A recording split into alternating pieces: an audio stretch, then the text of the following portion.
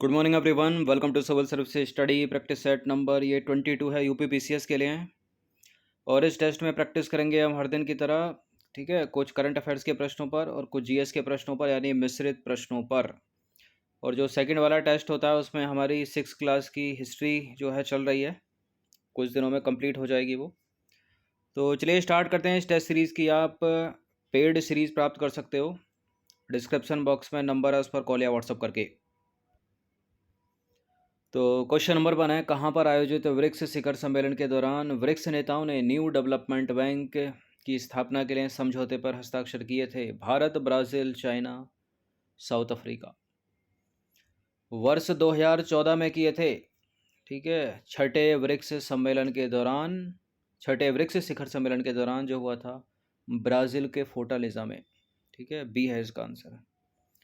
तो वर्ष 2014 में ब्राज़ील के फोर्टालिज़ा में छठे ब्रिक्स शिखर सम्मेलन के दौरान जो है ब्रिक्स नेताओं ने न्यू डेवलपमेंट बैंक की स्थापना के लिए समझौते पर हस्ताक्षर किए। और ब्रिक्स की बात करें तो दुनिया की उभरती हुई अर्थव्यवस्थाओं जैसे कि ब्राज़ील, रूस, भारत, चीन और दक्षिण अफ्रीका के समूह के लिए एक संक्षिप्त शब्द है ब्रिक्स। देखिए, दिसंबर 2010 में जो है दक्षिण अफ्रीका यानी साउथ अफ्रीका जो है ब्रिक में शामिल हो गया। ठीक है, और इसके शामिल होने के बाद जो है ब्रिक्स हो गया। और ब्रिक्स जो है विश्व के 5 सबसे बड़े विकासशील देशों को एक साथ लाता है, जो वैश्विक आबादी के 41%, वैश्विक सकल घरेलू उत्पाद के 24% और वैश्विक व्यापार के 16% का प्रतिनिधित्व करते हैं। क्वेश्चन नंबर 2 पर आ जाइए। निम्नलिखित में से कौन सा जो है एक सही सुमेलित नहीं है? यह है रामसर स्थल और यह है स्थान। केवलादेव घाना राजस्थान, सांबर झील राजस्थान, कजली झील पंजाब, रोपड़ wetland Himachal Pradesh.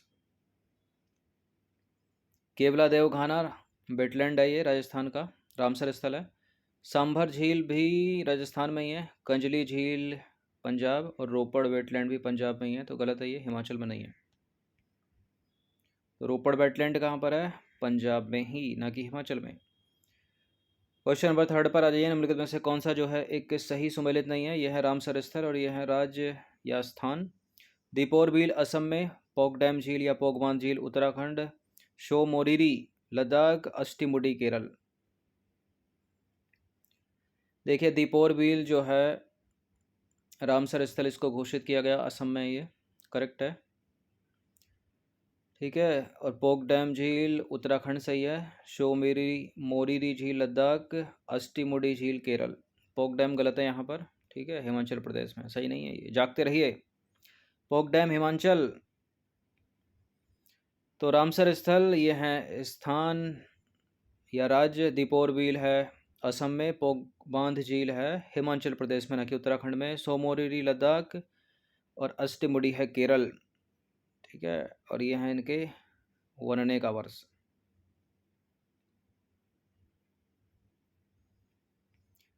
Question number, Ramsar स्थल घोषित होने का वर्ष। क्वेश्चन नंबर 3 पर आ जाइए। हाल ही में 14वें ब्रिक्स शिखर सम्मेलन की वर्चुअल।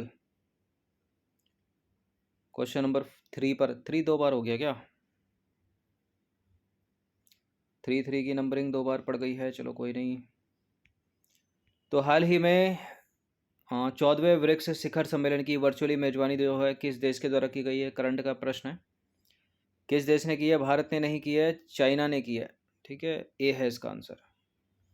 तो हाल ही में भारत के प्रधानमंत्री ने 14वें ब्रिक्स शिखर सम्मेलन में भाग लिया, जिसकी वर्चुअली मेजबानी की चीन ने। अब 14वें ब्रिक्स शिखर सम्मेलन का विषय की बात करें तो उच्च गुणवत्ता वाली ब्रिक्स साझेदारी को बढ़ावा देना, वैश्विक विकास के लिए एक नए युग की शुरुआत करना है।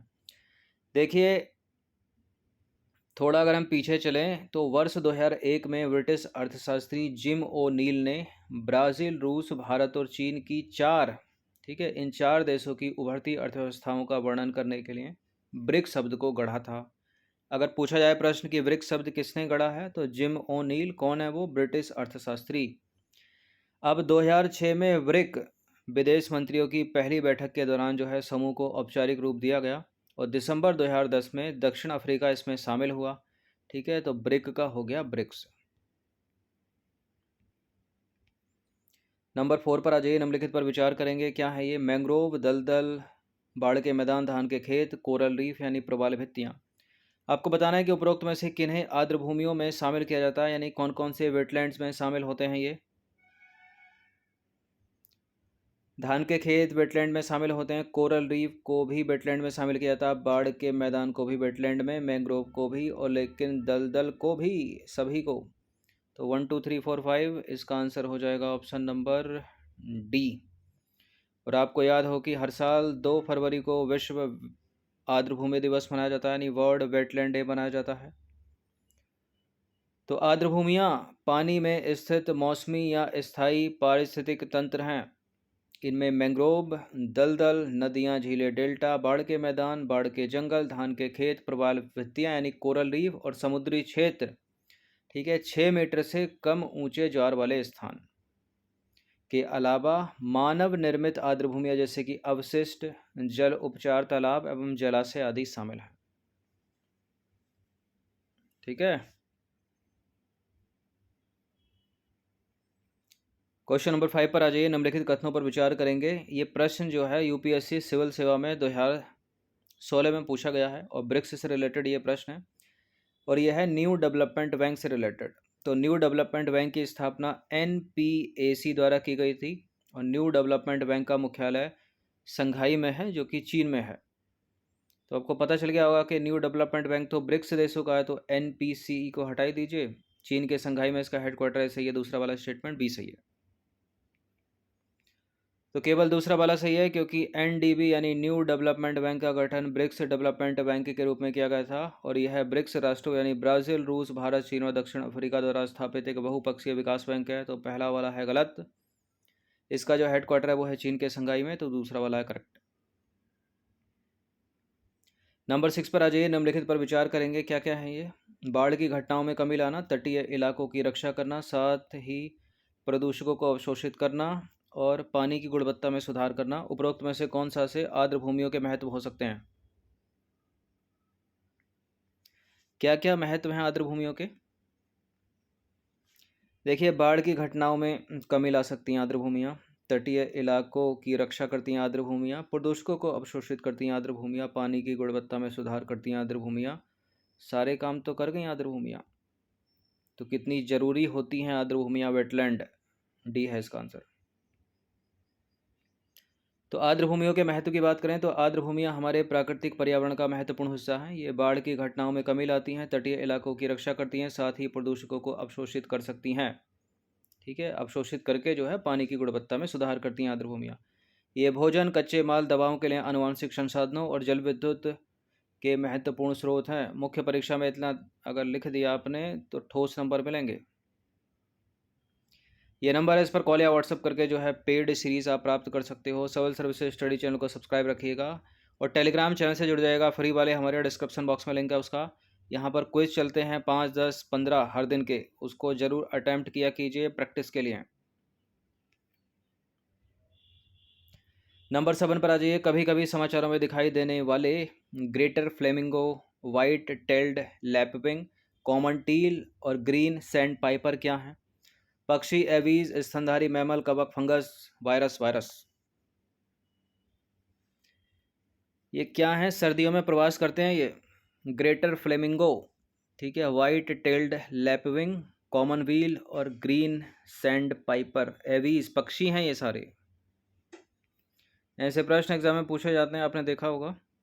तो greater flamingo, white tailed lapwing, pelican, marsh harrier, bar headed goose, common teal, greenshank, pintail, wagtail, green sandpiper और रेड वाटल्ड लैपविंग, ये सर्दियों के मौसम में प्रवेश करने वाले पक्षियों की प्रजातियां हैं। ठीक है, यह है इसका बाइलिंगुअल। क्वेश्चन नंबर 8 पर आ जाइए। नमक उत्पादन में भारत की स्थिति के संदर्भ में निम्नलिखित कथनों पर विचार कीजिए। करंट से रिलेटेड करता है प्रश्न, और प्रश्न है, इस प्रश्न का पहला स्टेटमेंट है कि नमक उत्पादन में भारत विश्व में प्रथम स्थान पर है, और समुद्री नमक देश के कुल नमक उत्पादन का 70% है, और भारत में गुजरात नमक उत्पादन में अग्रणी है। बताइए कौन सा करेक्ट है। देखिए, विश्व में नमक उत्पादन में प्रथम स्थान पर है यूएसए, उसके बाद है चीन और तीसरे स्थान पर है भारत। तो पहला स्टेटमेंट तो गलत हो गया, क्योंकि पहला गलत हो गया तो कर दो एलिमिनेट। ठीक है, ये भी चला जाएगा, ये भी चला जाएगा, ये भी चला जाएगा, तो दूसरा तीसरा करेक्ट हो जाएगा। दूसरा स्टेटमेंट क्या है? समुद्री नमक देश के कुल नमक उत्पादन का 70% है और भारत में नमक उत्पादन में गुजरात अग्रणी है। तो नमक क्षेत्र की स्थिति देखें, पहले देखेंगे भारत के संदर्भ में। तो भारत जो है तीसरे स्थान पर है, प्रथम स्थान पर अमेरिका, दूसरे स्थान पर है चीन। समुद्री नमक देश के कुल नमक उत्पादन का लगभग 70% है, तो दूसरा वाला स्टेटमेंट करेक्ट हो गया। देखिए, नमक निर्माण गतिविधियां जो हैं गुजरात में, तमिलनाडु में, आंध्र प्रदेश में, महाराष्ट्र में, कर्नाटक, उड़ीसा, पश्चिम बंगाल और गोवा के तटीय राज्यों और राजस्थान के भीतरी इलाकों में की जाती हैं। गुजरात में हर साल लगभग 28.5 मिलियन टन नमक का उत्पादन होता है, जो देश के कुल नमक उत्पादन का 80% से अधिक है। तो तीसरा वाला करेक्ट हो गया, गुजरात करेक्ट हो गया। देखिए, दुनिया भर में नमक का उत्पादन वर्तमान में 200 मिलियन टन है और इसमें जो है तेज़ी से वृद्धि हो रही है। दुनिया भर के उद्योग न केवल उपभोग के लिए बल्कि अखाद्य और औद्योगिक उद्देश्यों के लिए भी बड़ी मात्रा में नमक का उत्पादन करते हैं। क्वेश्चन नंबर 9 पर आ जाइए। ये नमक से रिलेटेड एक प्रीवियस ईयर का प्रश्न है जो यूपीएससी ने 2015 में किया था। अब कुछ बच्चे सोच रहे होंगे कि यूपी, ये तो स्टेट पीसीएस की तैयारी हो रही है, तो यूपी वाले प्रीवियस ईयर के प्रश्न को क्यों रखा जा रहा है? क्योंकि सीधे सीधे प्रश्न यूपीएससी सिविल सेवा में जो पूछे जाते हैं वो स्टेट पीसीएस में पूछे गए हैं, और स्टेट पीसीएस वाले सीधे सीधे प्रश्न उठाकर यूपीएससी सिविल सेवा में पूछे गए हैं। निम्नलिखित में से किसने अप्रैल 1930 में नमक कानून तोड़ने के लिए तंजौर तट पर एक मार्च का आयोजन किया था? इसका उत्तर क्या है? इसका उत्तर है सी राजगोपालाचारी। ठीक है, ऑप्शन नंबर बी। हिस्ट्री में पढ़ा होगा यह प्रश्न आपने। तो देखिए, दांडी मार्च की तर्ज पर जो है वेदराणे नमक मार्च का नेतृत्व सी राजगोपालाचारी यानी चक्रवर्ती राजगोपालाचारी ने त्रिचिनोपोली के तटीय शहर वेदराणम तक जो है किया। सी राजगोपालाचारी और 150 से अधिक स्वयंसेवकों ने नमक कानून को दरकिनार करते हुए सीधे नमक एकत्र किया। जातिगत भेदभाव और खादी के उपयोग जैसे राष्ट्रीय मुद्दों पर जागरूकता जो है इसी मार्च का हिस्सा थी। क्वेश्चन नंबर 10 पर आ जाइए। द्रव्यमान संरक्षण का नियम किसके द्वारा प्रतिपादित किया गया? रेडियो एक्टिविकता या सक्रियता की खोज की थी हेनरी बेकुरल ने, तो इनको तो हटा दीजिए। रिक्टर तो पता ही होगा आपको किससे संबंधित होंगे। रिक्टर स्केल पैमाना बनाया था इन्होंने भूकंप को मापने के लिए। इसका आंसर है ऑप्शन नंबर बी। ठीक है, लोमोनोसोव।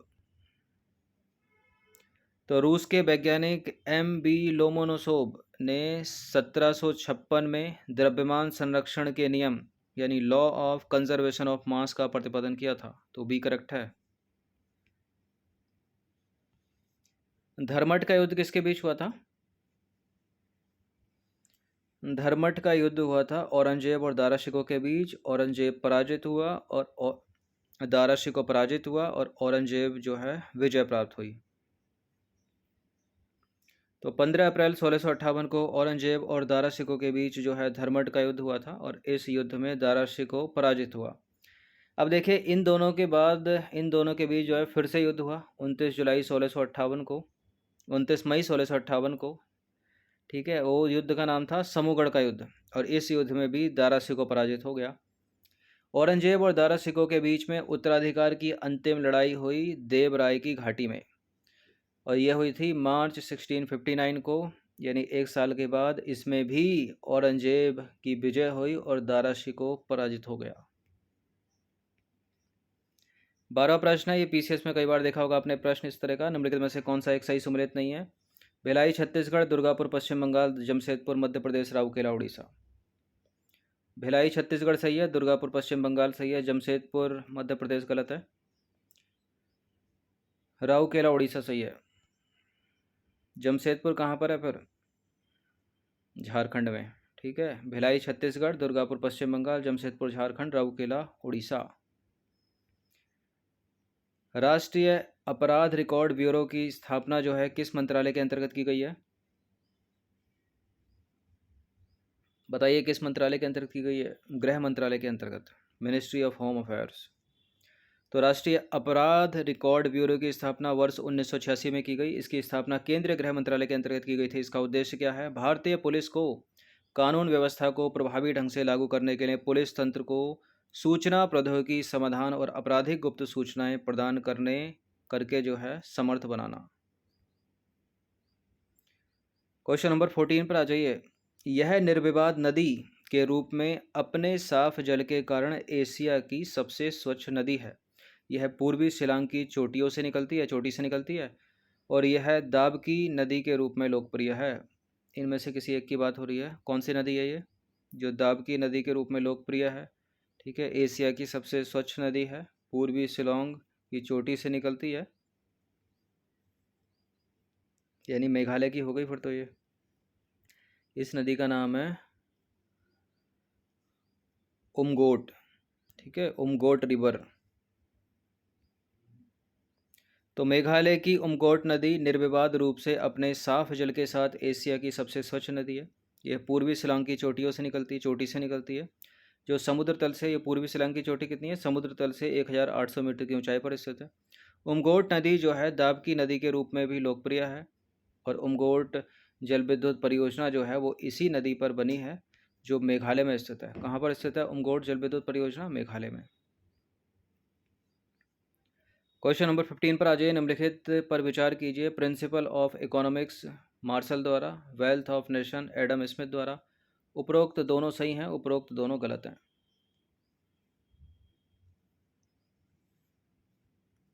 बताइए।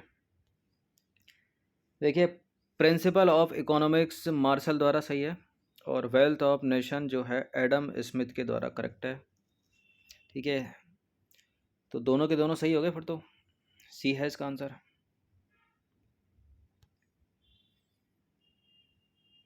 सी है ना, डी कहाँ से आ गया?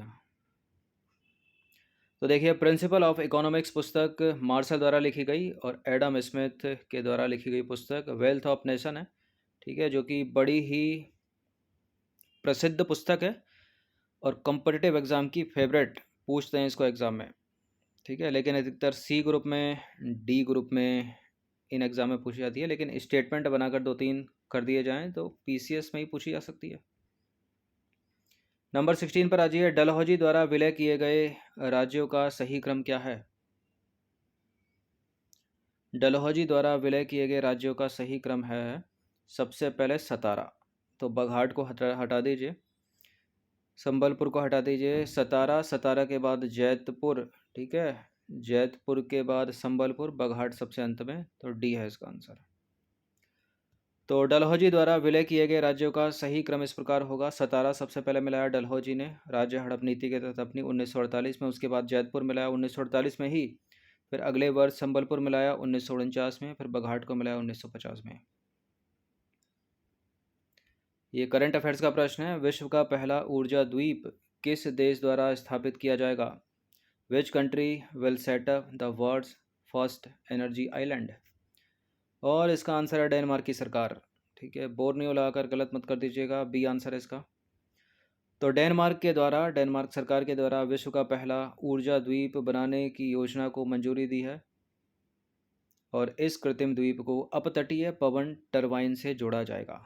ठीक है, अपतटीय पवन टरबाइन यानी ऑफशोर विंड टरबाइन। तो Denmark has approved plans to build the world's first energy island. This artificial island will be linked to offshore wind turbine. Number 18 पर आ जाइए। अफगानिस्तान पर तालिबान के कब्जे के बाद काबुल से भारतीय नागरिकों और अफगान सहयोगियों को सुरक्षित भारत वापस लाने के लिए किस मिशन की शुरुआत की गई थी? ऑपरेशन भारती, देवी शक्ति, पोलो, रहनुमा। इसका आंसर है ऑपरेशन देवी शक्ति। 12 जून को पूछा गया था एग्जाम में, यूपीपीसीएस में। तो अफगानिस्तान पर तालिबान के कब्जे के बाद काबुल से भारतीय नागरिकों को बाहर निकालने के लिए और अफगानिस्तान सहयोगियों को सुरक्षित वापस लाने के लिए भारत ऑपरेशन देवी शक्ति मिशन की जो है शुरुआत की गई। तो बी करेक्ट है इसका आंसर। क्वेश्चन नंबर 19 पर आ जाइए। निम्नलिखित में से कौन सा स्टेटमेंट जो है सही है? पहला स्टेटमेंट क्या है? 15वें वित्त आयोग का गठन भारत के राष्ट्रपति के द्वारा नवंबर 2017 में NK सिंह की अध्यक्षता में किया गया था और इसकी सिफारिशें इसकी किसकी 15वें वित्त आयोग की सिफारिशें वर्ष 2021-22 से वर्ष 2025-26 तक 5 वर्ष की अवधि के लिए मान्य होंगी। क्या ये बात सत्य है? बिल्कुल, ये दोनों के दोनों स्टेटमेंट करेक्ट हैं, एकदम से सी है इसका आंसर। तो 15वें वित्त आयोग का गठन भारत के राष्ट्रपति के द्वारा नवंबर 2017 में NK सिंह की अध्यक्षता में किया गया और इसकी सिफारिशें जो हैं 21-22 से 25-26 तक मान्य होंगी 5 साल की अवधि के लिए। और 15वें वित्त आयोग ने राज्यों की वर्टिकल हिस्सेदारी को 41% बनाए रखने की सिफारिश की है और यह राशि जो है वर्तमान वितरण पूल के 42% के स्तर के समान ही है, जिसकी सिफारिश 14वें वित्त आयोग द्वारा की गई थी। 20वां प्रश्न है, अंतिम प्रश्न है और प्रश्न क्या है? प्रश्न है ज़ीरो कैंपिंग। ठीक है, ज़ीरो कैंपिंग या फिर शून्य अभियान निम्नलिखित में से किसके द्वारा शुरू किया गया है? नीति आयोग, पर्यावरण वन और जलवायु परिवर्तन मंत्रालय, राष्ट्रीय सूचना विज्ञान केंद्र, इलेक्ट्रॉनिकी और सूचना प्रौद्योगिकी मंत्रालय। क्या है इसका आंसर? इसका आंसर है नीति आयोग। तो नीति आयोग और रॉकी माउंटेन इंस्टीट्यूट तथा RMI इंडिया द्वारा ज़ीरो कैंपिंग यानी शून्य अभियान शुरू किया गया। देखिए, यह जो अभियान है वो उपभोक्ता और उद्योग के एक साथ मिलकर शून्य वितरण वाहनों को बढ़ावा देने की एक पहल है और वर्ष 1982 में स्थापित RMI की बात करें तो एक स्वतंत्र गैर लाभकारी संगठन है।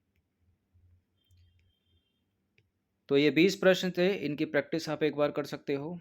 यूट्यूब पर जो डेली वीडियोस आता है उनका PDF आप प्राप्त कर सकते हो इस नंबर पर कॉल या व्हाट्सएप करके। ठीक है, धन्यवाद।